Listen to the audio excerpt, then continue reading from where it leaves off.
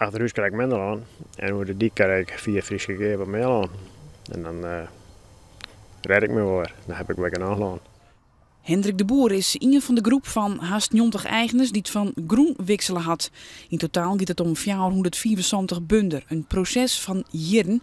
Maar door de nieuwe wet in richting landelijk gebied kon het nou dan toch vlot afhandelen worden. Ik ken nog eigenlijk zuiver. Dat klinkt wat raar, maar we kennen nog steeds het werk is klaar.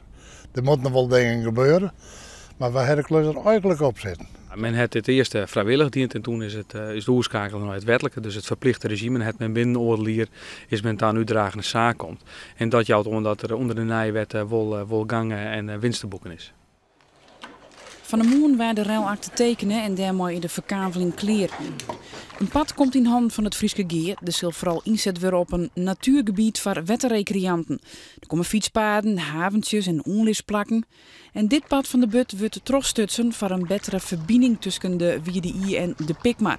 Langomlet kan dan dus mooi deze plan uitgezet worden. Het belangrijkste is dat we hier gewoon een tamelijk uniek plan hebben. Waarvan we eerst dachten van nou, dit wordt niks. Dat is een brug te ver. En dat we dat gewoon toch maar inspanning van iedereen. En toch gewoon maar meewerking van iedereen. Dat we het gewoon rondkrijgen. Dat vind ik echt heel bijzonder. Een ruilverkaveling gaat neer zonder pine. Juist de nacht zien het laatste kwart pleit. Het wie dus spant, maar de handtekens binzet. Waarom nou Hendrik de Boer? Hij hier zijn twijfels.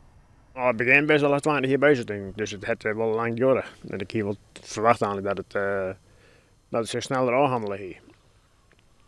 Ja, dus je het dan toch wel een heugelijke dag dat het dan eindelijk zover is? Dat het een keer zover is, ja.